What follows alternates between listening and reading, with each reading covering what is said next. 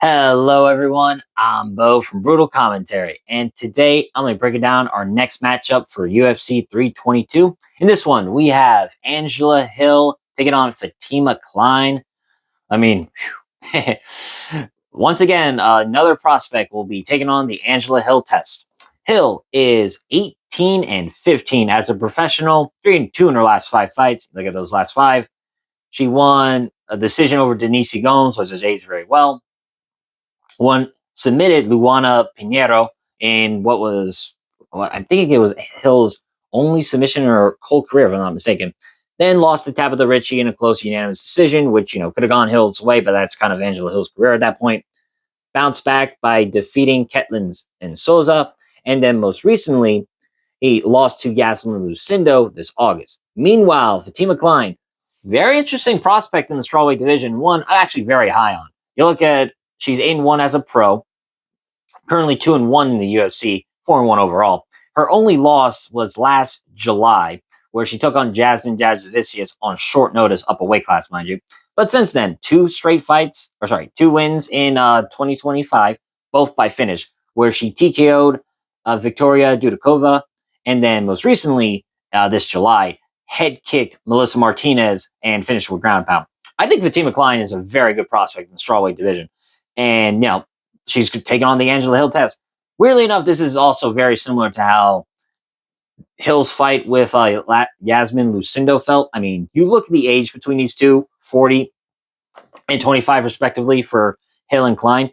Hill is literally fighting another fighter who is old enough to be her daughter. It's crazy to think how long on the track that Hill has gone. I mean, she's fought everybody, and I mean everybody there is to fight at strawweight, from Dern to Verna Chandudoba to Lamos to Rose to Andrade. I mean, the list goes on and on and on. Absolutely crazy how many fighters she's fought, and now she hasn't won all these fights, but it just speaks to the gameness of Angela Hill, and she just refuses to quit. Now she takes on a young phenom who I am very high on myself, with Fatima Kline, who shows great upside potential as a prospect in the strawweight division. A veteran, like I said, you got Angela Hill, someone who's done the rounds, seen it all, still very hungry. While I got Kline, young, rising, with upside and momentum that I do think demands respect. And when Hill steps in that cage, she's going to bring years of experience, absolute years, and the capacity to wage war if she needs to be. Angela Hill's fucking tough, man. She's tough to get out of there. But without further ado, let's break down their styles.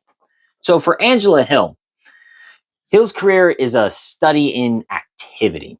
Persistence and striking volume are basically the name of her game. Known for her kickboxing roots, Hill has employed a striking, eccentric approach, a crisp jab, leg kicks, movement in and out, in an ever persistent pace that tries to wear opponents down, and it succeeds more times than not. She doesn't rely on one-shot power. Hill doesn't have that kind of power to her. She uses combinations, uses angles, and forces opponents to deal with her rhythm. Now, her reach isn't huge for the division. She's not the physically biggest strawweight on the roster, but she makes up for it with that experience, that fight IQ, and willingness to not give a fuck and engage. I mean, she's fought tooth and nail like Andrade, who's arguably the hardest hitting woman in the weight class. And she has shown improvements in other areas too. For instance, up until fairly recently, her grappling and submission threat were very minimal. And now you see Hill start to lean towards those. That's how she won the close decision to Fatima Kline. I mean, she submitted Luana Pinheiro not that long ago. And what that means in practice for Hill is, can't speak today. What that means in practice is Hill can fight at distance, control a tempo, and attempt to outwork her younger opponents. Now, where the concern lies is Hill is 40 years old. I mean, let's keep it $1.50. And she has fought a lot of rounds and a lot of high-level opponents. Her mileage is high. And according to, her stats, ground strikes, takedowns, submission attempts are relatively low in comparison to the pace she strikes. So, in other words, Hill is much more comfortable striking than wrestling. I mean, that's no secret. Even given her improvements in the wrestling and grappling department, Better grapplers still give her trouble. That's how Yasmin beat her. That's how Tabitha Ritchie got a close decision. That's how Mackenzie Dern beat the shit out of her for 5 rounds. And while more comfortable being that veteran in control than being the hunted.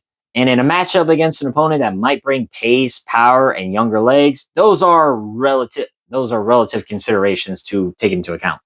Now, looking at Fatima Kline, she is one of those fighters who enters with a buzz of what could she become. I truly think that at 5'6" in height for the strawweight division, with a background reflecting strong grappling credentials. I mean, she comes from Silver Fox BJJ. They have some really good jiu-jitsu specialists, and a knockout rate that jumps out. 4 of her 8 wins are by KO. Those are signals. She's young, which gives her both that fretness and plenty of room to go. I mean, she's only 25. She has so much room to improve. Now, what stands out in her style is this. She uses her size and athleticism to push a pace. Kline has finishing instincts, for sure. You've seen it. And she is comfortable blending the striking and grappling together. And, you look at the reports, Kline's takedown accuracy is very strong. She's not some one-trick pony who can go for just that head and arm throw. In striking, she's a developing nuance, but the power is for real in Kline. I do. And in transitions from striking takedown to top position, she shows a willingness to chase for that finish and not just like gain control time. You saw she smashed Dudakova as many times as she could while trying to out-scramble her. Or with Melissa Martinez, even when she couldn't get her takedowns, she's just started to use better striking, eventually time the head kick. I mean, if there is a weakness, her weaknesses are clearly the ones you expect from rising fighters, less experience, less time in them, high pressure, championship to contender type fights, which this is. Kline is going to be fighting for a ranking. And, possibly less adaptable to adapt, the ability to adapt mid-fight. And when things don't go her way, hey, also, you look at how does her takedown defense and how does her cardio look after, rounds 2 and 3. Now, Kline showed good cardio against Jasmine Jasoviccia, but she still got out wrestled a lot in that fight. But I chalk it up to, short notice and, simply having to trying to out grapple a much bigger and very good wrestler. So those are definitely some questions for how does Kline's cardio look after in strawweight. But I feel like she's done pretty well. I mean, the Melissa Martinez finish was in the 3rd. Dudakova was in the 2nd. So Kline's shown an ability to finish fights in the later stages of a fight. Now, how will these two styles collide? Well, I think it's kind of simple, really. Round 1 will likely be a feel out. Hill wants to use her jab, establish her rhythm, throw leg kicks, and stay mobile. Avoid getting hit with those big shots early. And, Hill will try to control distance. Kline will want to cut the space, I think. And I think Kline will want the fight closer. She wants to test Hill's defense, perhaps shoot a takedown early to make Hill respect the grappling threat. And if Kline can force Hill out of her striking comfort zone early, I think she gains a psychological advantage. Because, when you have a striker who, granted, has good takedown defense and good grappling like Hill, but not elite, the worry that you're going to get taken down does start to make their striking seem anemic and less volume heavy as what Hill normally is. Now, if Hill can keep this fight at a distance, stick to her volume, and avoid being dragged down, she likely wins the early rounds. But as the fight moves on, that's where I think Kline's youth and finishing instincts really come into factor here.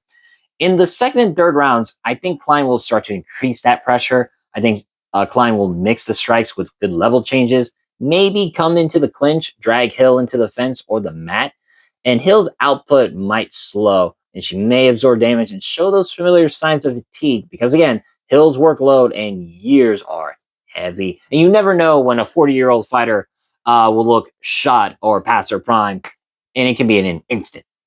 Now, if Kline manages to get top position or repeatedly brings the takedown threat and force Hill into defensive wrestling, then I think it also tilts in Kline's favor as well. Hill's advantage is that if she stays upright, she can outwork Kline with volume and experience. But if Kline drags the fight into ambiguous territory, takedowns, scramble, pressure, then I think Hill's advantages start to shrink. In visualizing like the midpoint of this fight, like thinking, how's this fight really going to play out? I can imagine Kline landing a big shot. Hill tries to reset, and then Kline shoots in for a takedown as Hill tries to kind of clear the cobwebs, if you will.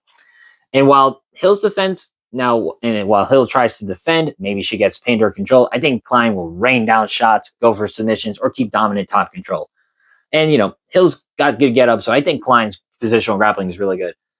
And by the later rounds, I think Kline will left more marks to have forced exchanges and have capitalize on the Hill's older legs and slower recovery. And if the fight stays purely striking and Hill remains fresh, Hill has a path to victory. But the most probable path I see is Kline gradually imposing her will, dragging Hill into deep waters, and making the veteran fight at a pace she's very uncomfortable with. So, my official prediction, I'm going with Fatima Kline. I think she has a lot of upside in this fight. I really believe in the skills of Fatima Kline. I think she can get past the Angela Hill test.